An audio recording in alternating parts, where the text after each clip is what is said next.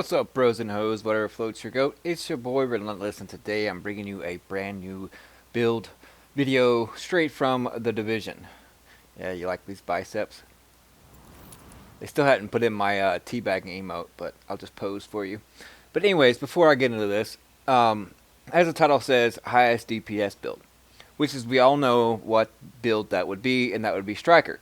So if you can land your shots consistently, then you can achieve the highest DPS possible in 1.6 with Striker.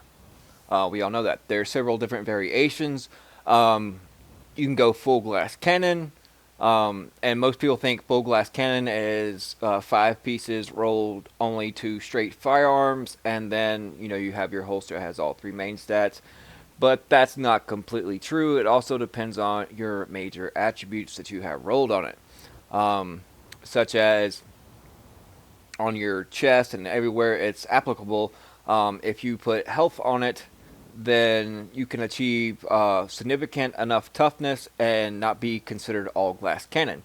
But vice versa, you can change that to enemy armor damage or crit hit damage and crit hit chance on everything, even mods, and that's what you consider full glass cannon.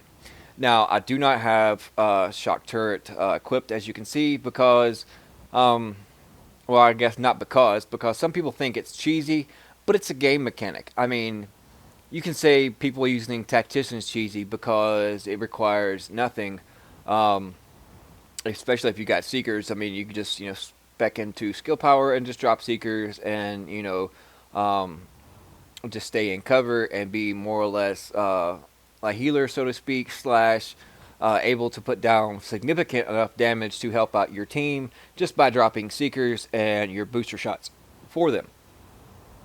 But if you want to achieve the highest, I guess, KD, so to speak, when running Striker, then you want to run Shock Turret. It is the Striker build's favorite friend because the duration of the status effect is so long.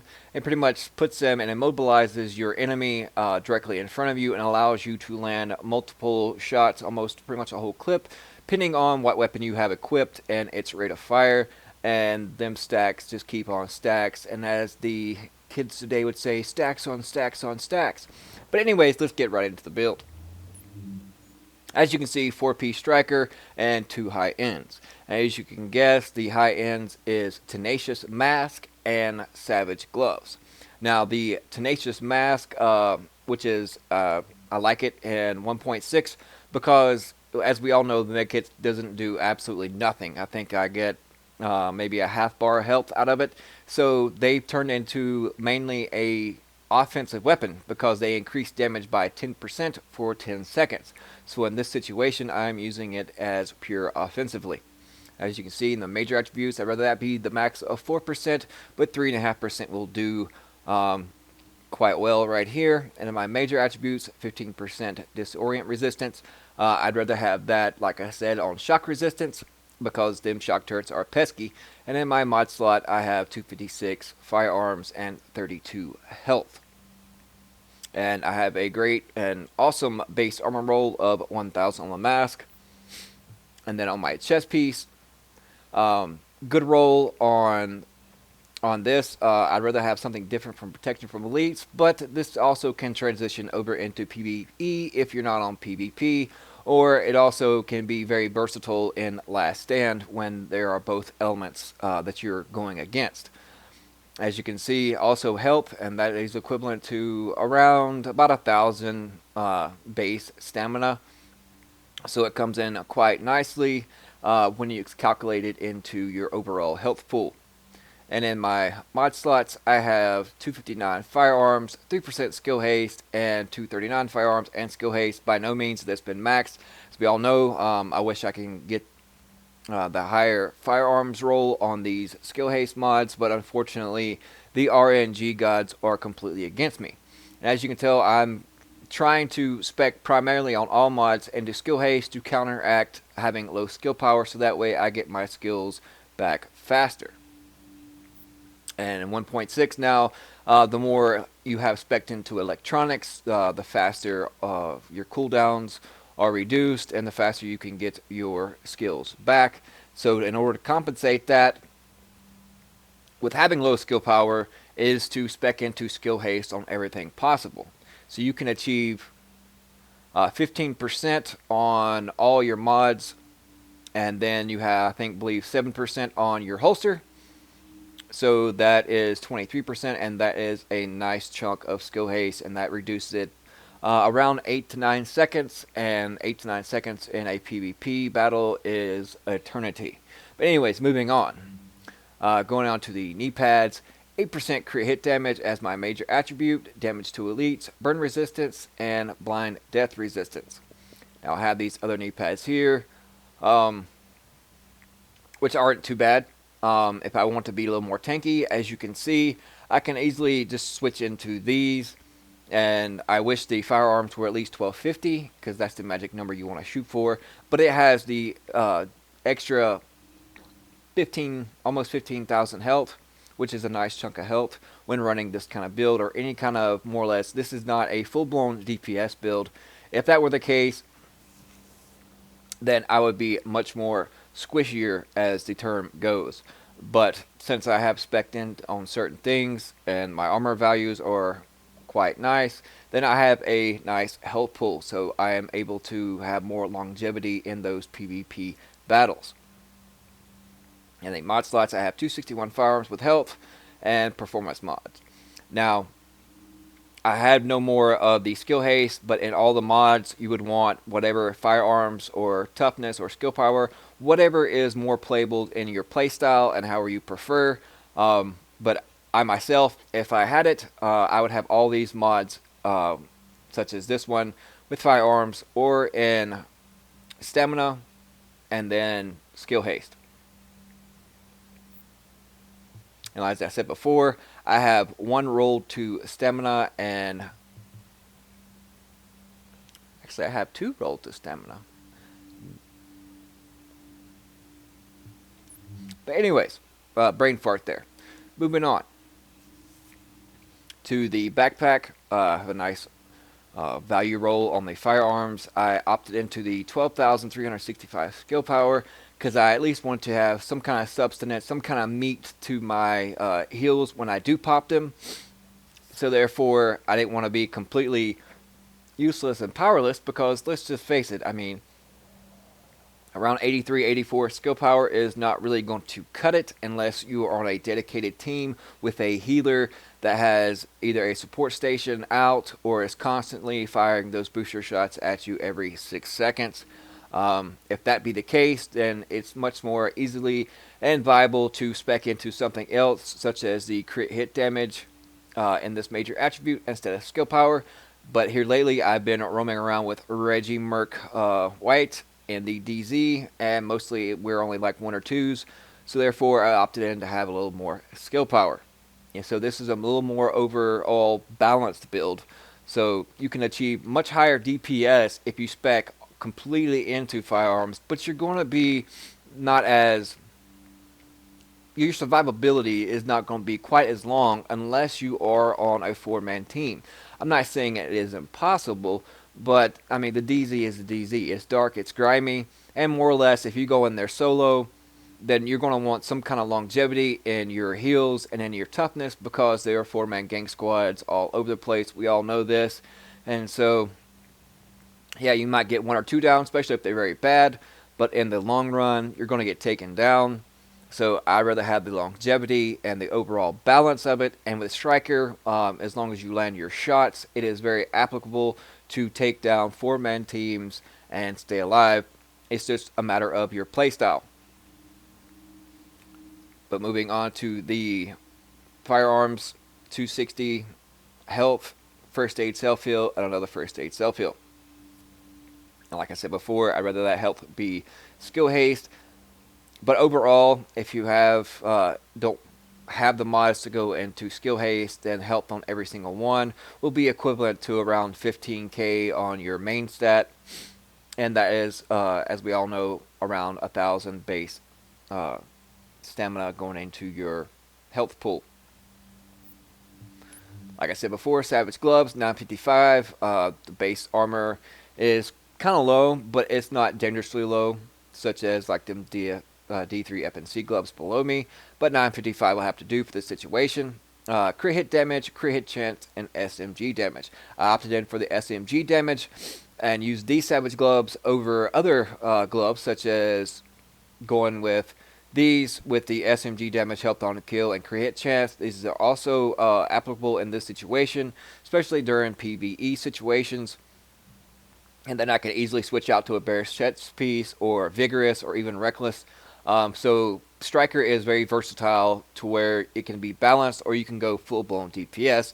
The choices are endless. And if you are running with the SASG, which is I highly recommend,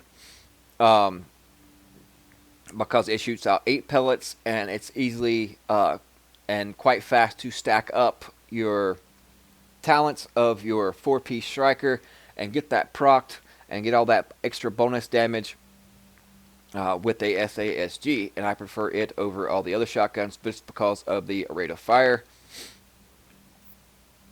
So you can go Reckless, Savage, Reckless, and Tenacious if you really want, that, and especially use the shotgun. And if you want to go Rogue or go Manhunt first, then I recommend, Reckless or even Barrett's, and then a Tenacious Mask because the Tenacious is a offensive weapon. But moving on with the holster, 1268, 1258, 1258, great main stats. I wish the armor roll base value was a little higher, but this will work. And also in the major attributes slot, like I've stated before, I opted in for Skill Haste. Now the weapons, as I said before, instead of this LVOAC, I prefer the SASG, but the talents on this is not really viable for this. The self-preserve, I wish I could roll off. This is the only SASG that I have currently. But it is a good backup weapon. But as we all know, crit hit chance is very low when it comes to using shotguns on the main. So therefore, I opted in to run the MP5 ST instead. Now, if this self-preserve was responsive, then deadly and competent, I would much prefer that. That are the three that I prefer on a shotgun because you're going to want that close range, up close and personal, and you get that extra flat damage from responsive, and then you have deadly and competent. Now, unforgiving would actually even work in the deadly slot, but if you're a full-blown glass cannon or high in DPS and low in toughness, then you're mostly going to be the one popping off first, so to speak. So unforgiving is not really that viable because you want to take them down as soon as possible and as quick as possible, but it can have definitely an effect in PvP and PvE situations. So the sky's the limit on how you want things to go and what talents you want to have, but you definitely want competent in your third slot, and such as anything along the lines of responsive and unforgiving or anything else. But moving on, MP5ST, and I have vicious, deadly, and unforgiving on it.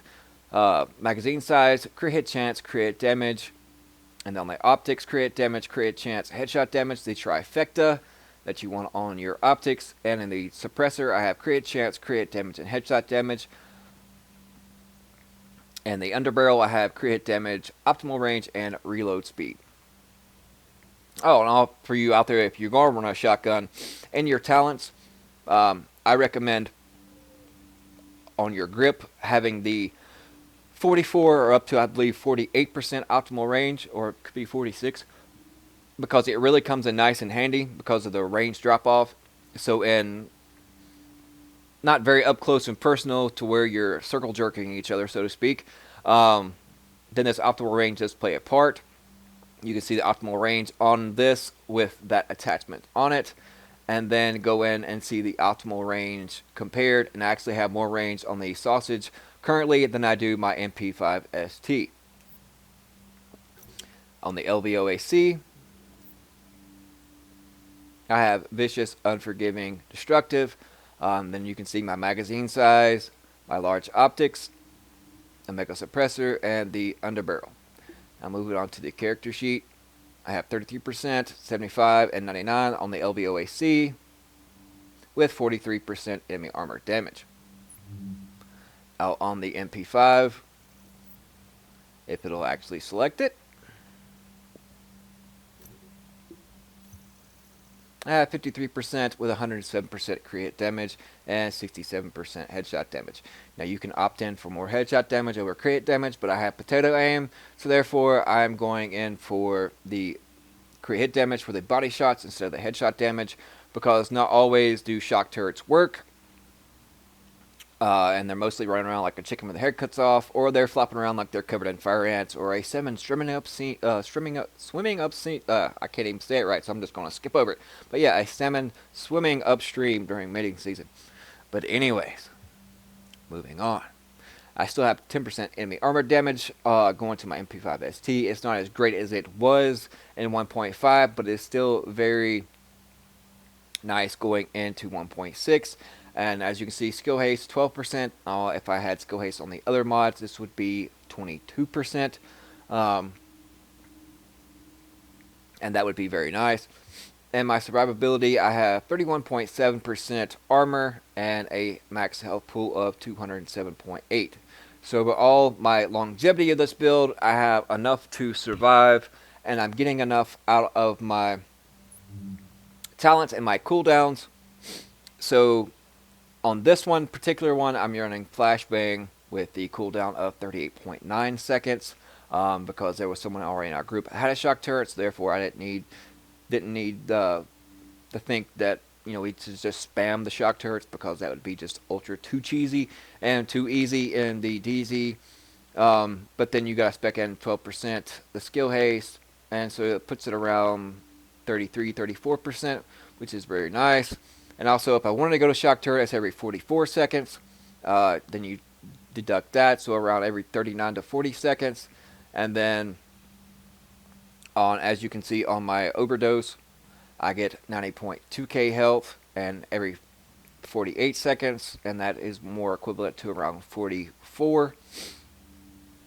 But if I opt in for the booster shot, I get 54 if I wanted to go full on. But as I said, running only in pairs or a solo, then you don't necessarily want to expect, and I'd advise against being a full-blown glass cannon.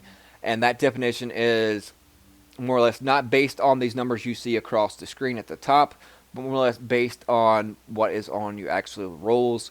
So whoever says that if you roll everything to firearms and put firearms on everything, then you're a complete glass cannon. That would be false, because you can have health on various gear pieces that gives you a nice chunk of health, and if they have health rolled on them or in any of their mods, then they're not considered really a full-blown glass cannon. Everything has to be spec'd into some kind of damage modification on major attributes and minors to be considered full-blown glass cannon. But this is my striker build. I hope you enjoyed it. If you do, drop a like button. It really helps me when coming to do these videos on what to do next, and also comment on the description below on what builds you want to see me do. And a big shout out to Party Schaefer. Thank you for all your help and your donation. You are the man, buddy. I appreciate it. I appreciate all my viewers and all of y'all sticking around. And I'm just going to sit here and just keep on flexing. Yeah. I know you like me flexing. Yeah. Whew. Hopefully they'll hurry up and put my tea bag in there, or me a pink bunny outfit so I can run around the DZ just blanking, shooting people. And if they do put in a bunny outfit, which is I highly doubt they will, but if they ever do, then they're going to have to put in an Elmer Fudd, so that way I can just go around the DZ. I think I killed a wabbit. But anyways, this is your boy Relentless. We'll see you guys. Panda, panda, panda, panda. I got broads in Atlanta, just to the lean the family. Credit cards in the scammers, hitting the licks in the van.